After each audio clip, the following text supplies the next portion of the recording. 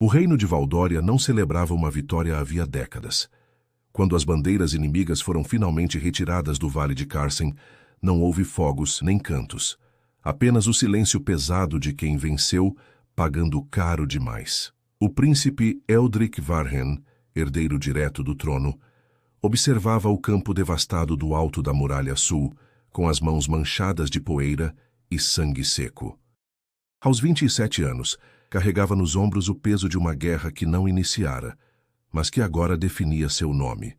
Valdória enfrentara por 17 anos o reino de Húten, governado pelo implacável duque Malric Hohen, homem admirado por sua estratégia e temido por sua crueldade. Malric tombara 3 dias antes, atravessado por uma lança durante a última investida. Com sua morte, Húten se rendera. Mas a rendição não trouxe paz. Trouxe julgamentos, punições e a fome que sempre segue os exércitos. Eldric não era um príncipe forjado para a guerra. Educado entre tratados, mapas e debates filosóficos, fora lançado ao comando após a morte precoce do pai. O Conselho Real o via como um rosto jovem a ser moldado, mas o povo o via como o símbolo da continuação do conflito. Cada ordem assinada por ele parecia afastá-lo mais do homem que desejara ser. Naquela manhã cinzenta, o Conselho exigia uma decisão final, o destino das famílias nobres de Húten. Confisco de terras, prisões, exílios, o nome mais debatido era o da Casa Hohen. A viúva deve ser trazida a Valdória, insistiu o chanceler Armand Delvir, um homem de voz fina e olhar calculista. É perigoso deixá-la em Húten. O povo pode transformá-la em símbolo. Eldric fechou os olhos por um instante. Ele conhecia os relatórios. Helena Hohen, 32 anos, sem filhos, administradora das propriedades do marido durante anos de guerra. Diziam que era inteligente, reservada, respeitada até pelos inimigos. Diziam também que nunca fora vista em um campo de batalha, mas que cada decisão econômica de Húten passava por suas mãos. Ela não cometeu crimes, respondeu Eldric, cansado. Herdou um nome, não uma culpa. Herdou influência, rebateu Armand. E isso basta. O príncipe sentiu o aperto familiar no peito. Cada escolha parecia uma condenação disfarçada de dever. Ainda assim, autorizou a escolta. Não por vingança, mas por controle. A viúva do inimigo deveria ser vista, conhecida, neutralizada. 2 dias depois, Helena atravessou os portões de Valdória. Não usava preto absoluto como esperavam. Vestia tons de cinza escuro, simples, sem adornos. O rosto era sereno, marcado por olheiras profundas que não escondiam tristeza, mas tampouco imploravam piedade. Caminhava com a postura de quem perdera muito, mas não tudo. Eldric a observou à distância, do patamar superior do salão de audiências. Sentiu algo inesperado. Não ódio, não triunfo, um incômodo estranho, como se estivesse diante de alguém que espelhava sua própria exaustão. Quando Helena foi apresentada, não se curvou profundamente. Inclinou a cabeça apenas o suficiente para demonstrar respeito, sem submissão teatral. Príncipe Eldric Varhen, disse ela com voz firme. Estou à disposição do reino vencedor. O salão silenciou. Aquela frase tão simples carregava um peso brutal. Não somos seus carcereiros, respondeu Eldric, escolhendo cada palavra. Está aqui para responder perguntas e garantir estabilidade. Estabilidade raramente nasce da humilhação, replicou Helena, sem agressividade. Alguns conselheiros murmuraram. Eldric sentiu o rubor subir pelo rosto, não de raiva, mas de reconhecimento. Ela dizia o que ele próprio pensava, mas não podia declarar. Nos dias seguintes, Helena permaneceu hospedada sob vigilância, porém sem grades. Eldric solicitou relatórios, mapas, contratos antigos de Húten. Descobriu que muitas das decisões que prolongaram a guerra não partiram de Malric, mas foram empurradas por pressões internas, alianças comerciais e dívidas herdadas. O príncipe começava a compreender algo inquietante. Talvez seu inimigo nunca tivesse sido apenas um homem. Numa noite tardia contra o conselho de todos, Eldric pediu que Helena fosse chamada para uma conversa privada na biblioteca real, sem guardas próximos, sem testemunhas. Ela aceitou. Entre estantes altas e velas quase no fim, eles se encararam não como príncipe e viúva, mas como sobreviventes de lados opostos. Por que não fugiu? Perguntou Eldrick. Por que não corro de ruínas? Respondeu ela. Se eu as reconstruo, ou sou soterrada por elas. Naquele instante, Eldrick sentiu que algo havia sido iniciado. Não um romance, não ainda, mas um chamado silencioso, perigoso, um fio invisível ligando dois nomes que jamais deveriam se aproximar. E o príncipe soube. Aquela decisão mudaria não apenas seu reinado, mas o destino de ambos. A presença de Helena Hohen em Valdória tornou-se um sussurro constante pelos corredores do palácio. Criados falavam em voz baixa, nobres desviavam o olhar, e os conselheiros mais antigos passaram a observar o príncipe Eldrick Varhen com atenção redobrada. Nada havia de explícito, mas todos percebiam que algo se deslocava silenciosamente no centro do poder. Eldrick começou a convocar Helena com frequência crescente. Oficialmente, tratava-se de esclarecer contratos de fronteira, cadeias de suprimentos, rotas comerciais que ligavam Ruthen aos portos do norte. Na prática, aquelas reuniões tornaram-se diálogos longos, densos, onde ambos testavam limites, palavras e silêncios. Helena demonstrava um conhecimento raro sobre o funcionamento interno do antigo reino inimigo. Explicava como os impostos excessivos haviam alimentado revoltas, como mercadores estrangeiros pressionaram Mauric a prolongar batalhas que já estavam perdidas. Não falava para absolver o marido, mas para expor a engrenagem inteira. A guerra foi lucrativa para quem nunca empunhou uma lâmina, disse ela certa vez, abrindo um mapa sobre a mesa. Enquanto os soldados morriam, contratos eram assinados. Eldrick ouviu em silêncio. Aquilo confirmava suas suspeitas mais sombrias sobre o Conselho de Valdória, muitos dos quais haviam financiado discretamente ambos os lados do conflito. Com o passar das semanas, o príncipe passou a tomar decisões inspiradas nos conselhos de Helena. Reduziu tributos nas regiões conquistadas, manteve administradores locais e suspendeu punições coletivas. O povo de Ruthen, surpreso, começou a colaborar. A fronteira antes instável tornou-se menos violenta, mas toda concessão gerava resistência. Está governando com o coração, acusou o general Hasken Morvat, herói de guerra e membro influente do conselho. O povo não respeita a gentileza, respeita a força. Confunde medo com respeito, respondeu Eldrick. E essa confusão nos trouxe até aqui. Haskin saiu da sala sem se curvar. O isolamento do príncipe aumentava. Cada vez mais, Helena tornava-se seu único espaço de franqueza. Em encontros noturnos na biblioteca ou em caminhadas discretas pelos jardins internos, eles falavam sobre perdas, escolhas irreversíveis e o peso dos nomes que carregavam.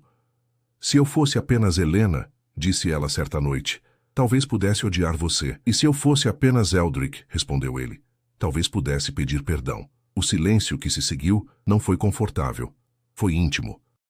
Eles jamais se tocaram. Ainda assim, o que crescia entre eles era mais perigoso do que qualquer gesto físico. Uma aliança não declarada, baseada em confiança mútua e em uma visão comum, evitar que a vitória se transformasse em outra forma de tirania. Os rumores começaram. Um criado foi flagrado escutando atrás da porta da biblioteca. Um conselheiro mencionou com ironia velada que a viúva parecia muito à vontade no palácio. Cartas anônimas circularam entre os nobres, questionando a lealdade do príncipe. O ponto de ruptura veio durante o Conselho de Reconciliação, quando Eldrick propôs algo impensável, permitir que Helena assumisse oficialmente a reconstrução econômica de Ruthen, sob supervisão direta da coroa. Uma Hohen administrando terras conquistadas? Bradou Armand Delvir. Isso é uma afronta aos mortos de Valdória. É uma chance de evitar novos mortos, respondeu Eldrick, firme. A votação foi tensa. O projeto passou por margem mínima. Naquela mesma noite, Helena foi informada de que sua vida poderia estar em risco. Eldrick ordenou reforço na guarda, mas ela recusou escoltas excessivas. Já vivi cercada por homens armados, disse ela. Não me salvaram antes. Eles se encontraram no terraço leste, sob um céu sem estrelas. Pela primeira vez, a distância entre eles diminuiu. Está se tornando o meu maior risco político, confessou Eldrick. E você, meu último motivo para ficar, respondeu Helena. O beijo não aconteceu. O momento foi interrompido por passos apressados. Um mensageiro trazia notícias graves. Antigos aliados de Mawrick estavam se reorganizando ao sul, acusando Helena de traição e Eldrick de fraqueza. A aliança secreta agora era visível e perigosa. O príncipe entendeu, tarde demais, que não era mais possível separar sentimentos de decisões. Ao escolher confiar na viúva do inimigo, havia cruzado um limite irreversível. A guerra terminara nos campos, mas recomeçava dentro do próprio reino. A chuva voltou a cair sobre Valdória, como se o céu quisesse apagar as marcas recentes da vitória. Nas ruas, o barro misturava-se às cinzas das fogueiras de racionamento. No palácio, a água batia nos vitrais com insistência, e o som era quase um aviso. Nada permanece escondido por muito tempo. Helena Hohen partiu para Ruthen com escolta mínima, como exigia o acordo aprovado no Conselho. A missão oficial era supervisionar a reabertura dos celeiros e reativar as rotas comerciais.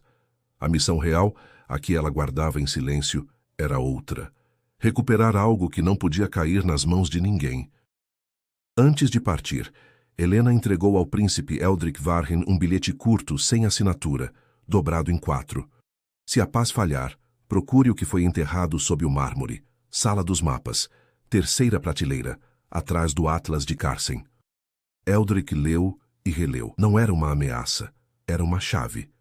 Naquela noite, ele dispensou a guarda do corredor norte sob o pretexto de manutenção.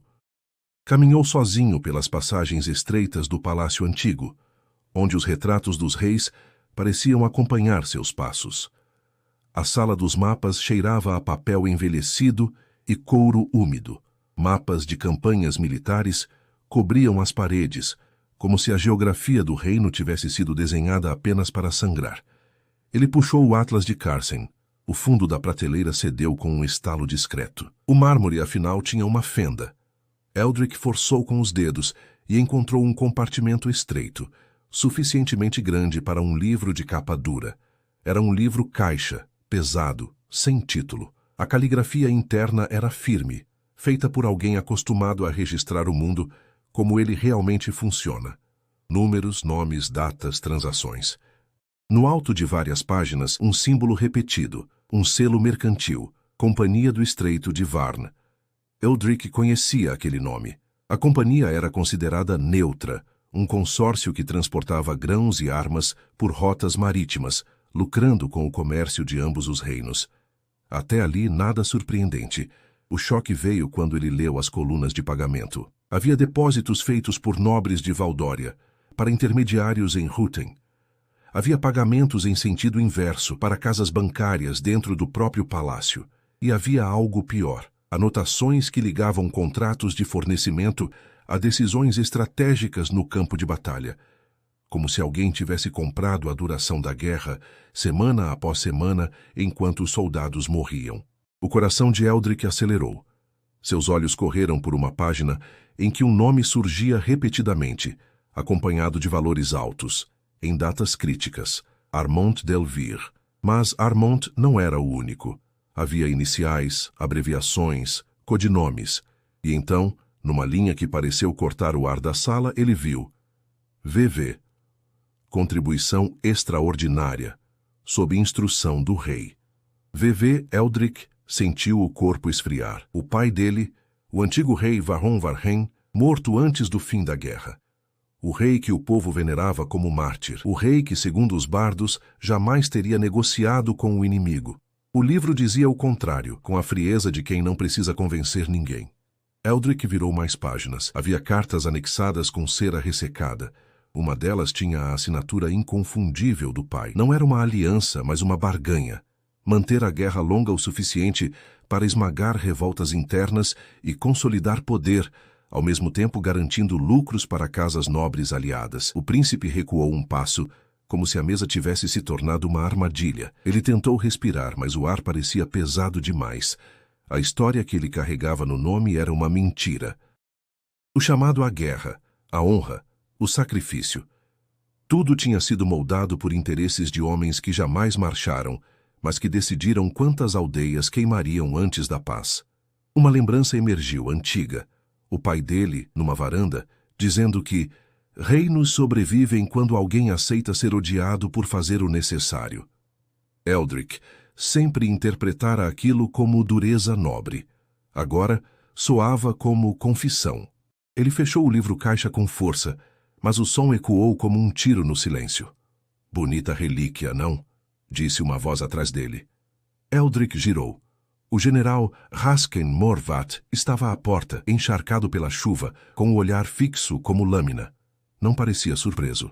Parecia dono do momento. Há quanto tempo você sabia? Perguntou Eldrick, a voz baixa e trêmula. Raskin entrou, sem pedir permissão. Eu não sei. Eu participo do mundo como ele é, respondeu aproximando-se da mesa. E o mundo, Alteza, não é feito de canções. Meu pai... Eldrick tentou dizer, mas a palavra não saiu inteira. Seu pai garantiu o trono. Você deveria agradecê-lo. Raskin tocou o livro como quem acaricia algo valioso. A diferença entre um rei e um sonhador é que o rei entende o custo. Eldrick sentiu a raiva subir, mas a raiva vinha misturada com algo mais perigoso: vergonha.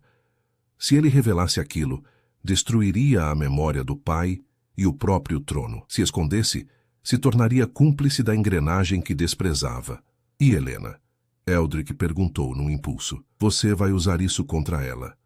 Raskin sorriu, sem alegria. Helena já é útil como alvo. Uma viúva é fácil de odiar. Um príncipe apaixonado é fácil de derrubar. A palavra apaixonado caiu como veneno no chão. Eldrick percebeu que não era apenas vigilância, era uma armadilha preparada com calma. E agora o livro-caixa era a corda. Raskin inclinou-se, aproximando o rosto. Amanhã, no conselho, você vai recuar. Vai cancelar a reconstrução em Ruthen. Vai ordenar prisões. Vai mostrar força. Ele endireitou-se. Só então, Alteza, esse livro encontra o caminho certo até as mãos certas. Eldrick permaneceu imóvel, o som da chuva crescendo como o aplauso distante de um público invisível. No mesmo instante, ele entendeu o bilhete de Helena. Ela não queria apenas reconstruir Ruthen. Ela estava tentando salvar ambos de um segredo que podia incendiar o reino inteiro. Quando Raskin saiu, deixando a porta aberta, Eldrick ficou sozinho com a herança verdadeira e com uma decisão que não cabia mais em discursos. A guerra tinha terminado lá fora, mas dentro do palácio, o inimigo acabara de mostrar o rosto. O amanhecer chegou com uma luz pálida, quase doente, filtrada pela neblina sobre os telhados de Valdória. A cidade despertava sem saber que o palácio estava à beira de um colapso. Nos mercados, mulheres disputavam sacos de farinha. Nos becos, veteranos mendigavam com uniformes rasgados. A guerra terminara no papel, mas continuava no estômago de todos. No salão do conselho, o ar era pesado de expectativa. O general Raskin Morvat ocupava sua cadeira como quem já se sentia dono do próximo reinado. O chanceler Armand Delvire folheava documentos com a ansiedade de quem teme ser desmascarado. Outros nobres trocavam olhares curtos, como se já soubessem qual lado escolher antes mesmo de ouvir a decisão do príncipe. Eldrick Varren entrou com passos firmes, mas por dentro a mente era um campo minado. O livro-caixa estava trancado em seu quarto, escondido atrás de uma peça de armadura antiga.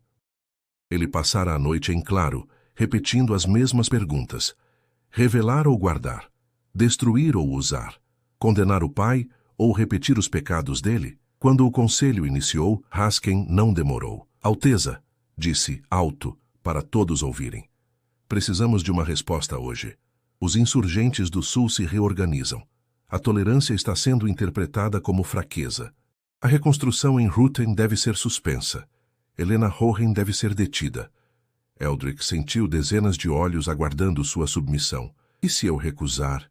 Perguntou ele com calma deliberada. Um murmúrio atravessou o salão. Armand engoliu seco. Raskin sustentou o olhar. Então assumiremos que está comprometido, respondeu o general. Com uma inimiga, e talvez com segredos que não pertencem ao trono. A ameaça não foi dita explicitamente. Não precisava. Eldrick levantou-se, devagar, e caminhou até a janela. Abaixo, via-se a praça principal, onde trabalhadores carregavam madeira para reparar casas queimadas. Aquela era a verdadeira razão do poder. Não o trono nem os brasões, mas a possibilidade de impedir que o povo fosse esmagado de novo. Ele virou-se. Vocês falam em força, disse Eldrick. Mas o que fizeram com a força que já tinham? Transformaram-na em moeda. O silêncio se aprofundou. Armond ergueu a cabeça, pálido. Do que está falando? Tentou rir, mas falhou.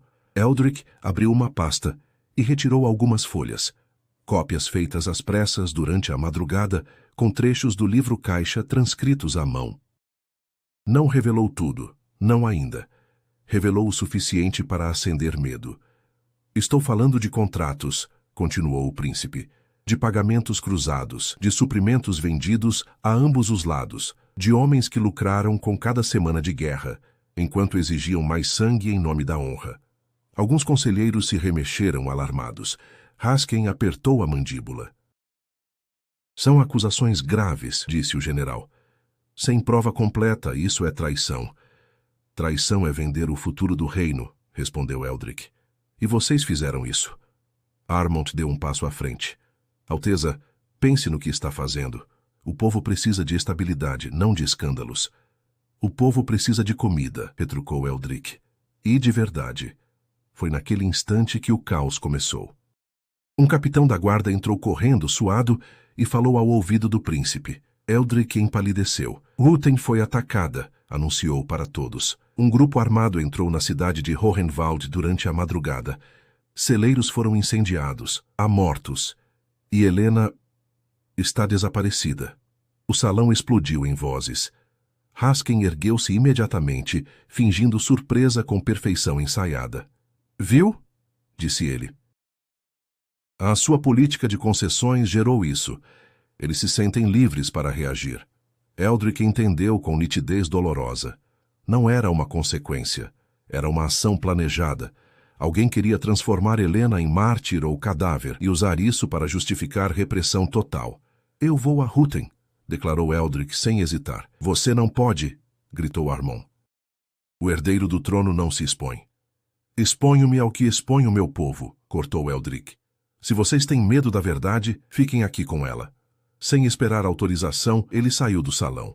Ordenou que um pequeno contingente partisse com ele, não um exército, mas homens leais escolhidos a dedo entre veteranos que respeitavam mais a justiça do que o ouro.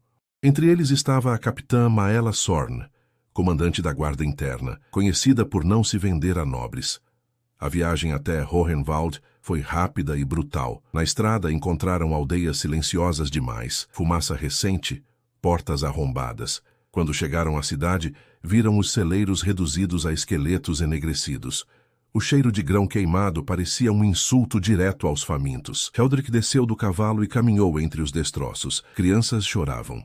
Homens carregavam corpos cobertos por lençóis. O povo de Ruthen olhava para ele com um misto de medo e esperança, como se ainda não soubesse se o príncipe era salvador ou carrasco. Ela estava aqui ontem, disse um ancião com a voz quebrada. Helena veio abrir os depósitos. Disse que não deixaria ninguém passar fome. Depois vieram homens mascarados. Levaram-na. Maela examinou rastros no chão úmido. Não foram insurgentes comuns, murmurou. Marcharam em formação. Isso cheira a militar. Eldrick sentiu o estômago revirar. Haskin. A provação deixou de ser pessoal. Agora era coletiva. Ruthen e Valdória estavam no mesmo abismo. Se Eldrick reagisse com repressão, pisaria no plano do inimigo. Se hesitasse, perderia o trono e talvez o reino. Ele reuniu os habitantes na praça destruída e falou alto, para que todos ouvissem. Eu não vim punir vocês, disse. Vim encontrar Helena. E vim impedir que esta guerra renasça pelo interesse de poucos. Alguns ainda desconfiavam, outros abaixaram a cabeça como se aquela frase fosse um pedaço de pão.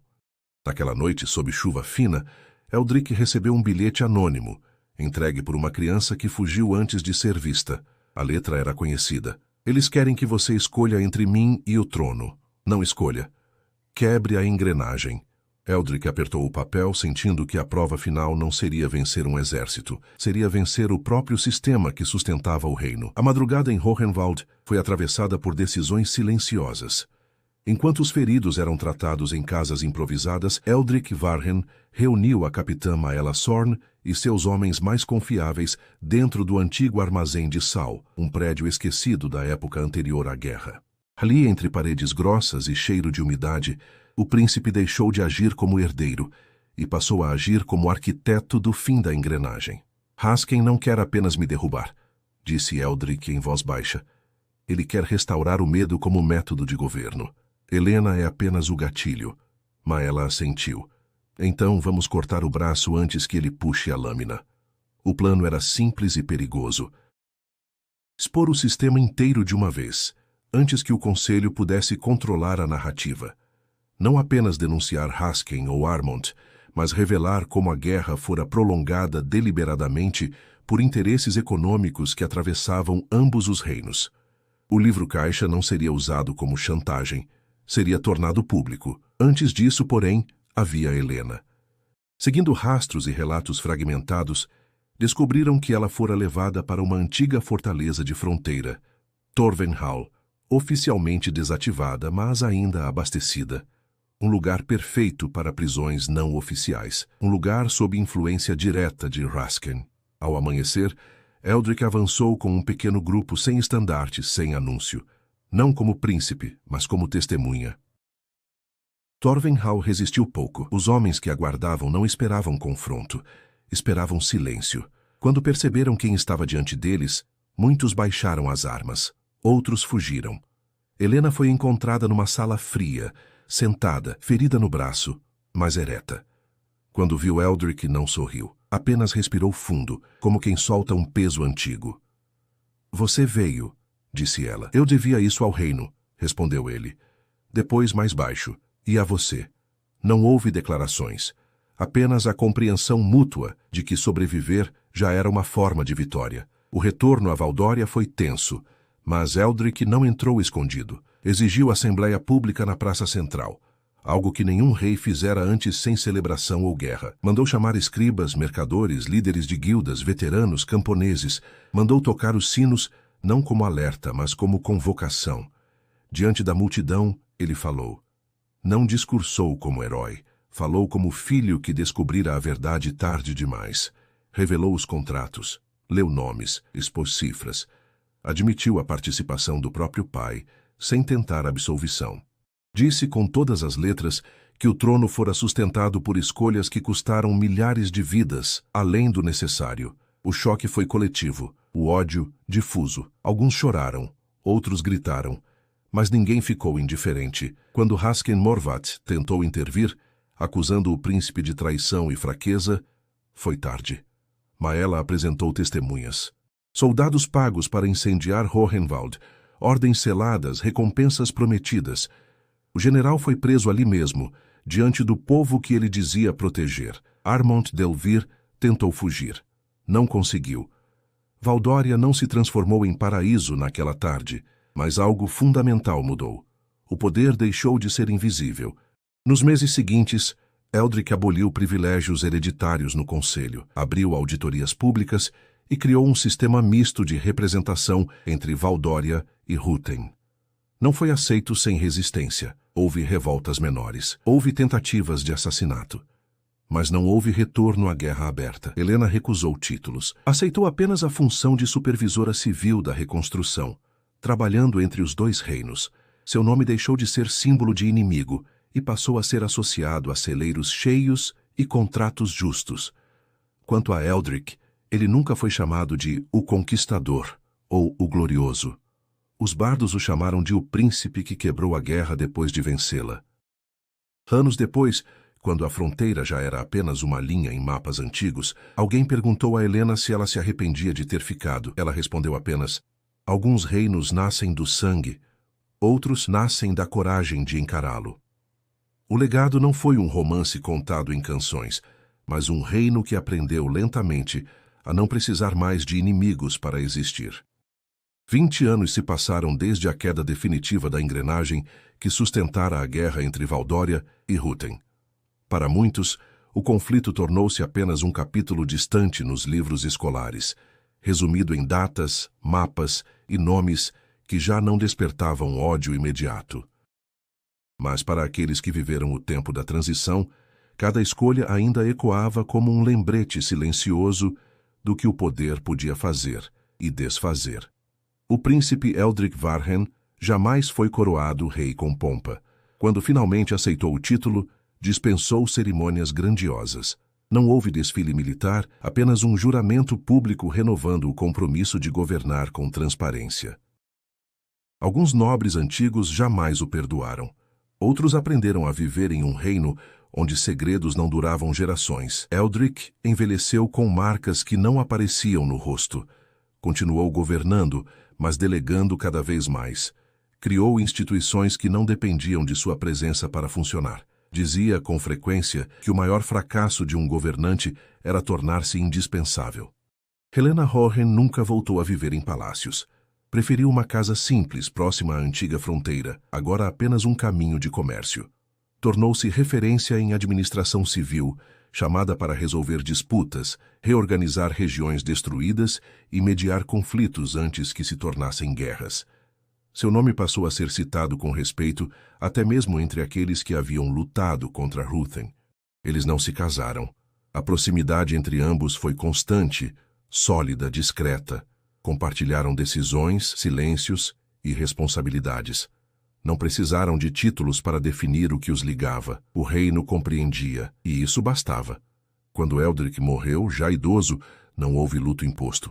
O povo reuniu-se espontaneamente na praça central de Valdória. Velhos soldados, mercadores, camponeses e jovens que nunca haviam visto a guerra acenderam lanternas simples, não para celebrar vitórias, mas para lembrar escolhas. Na lápide, por desejo dele, não constava linhagem nem feitos militares. Apenas uma frase curta, gravada em pedra comum. Aqui jaz alguém que escolheu não vencer sozinho. Helena visitou o local uma única vez. Não levou flores. Apenas tocou a pedra, fechou os olhos por um instante e partiu sem ser vista. O reino seguiu. E pela primeira vez em sua história, seguiu sem precisar de um inimigo para justificar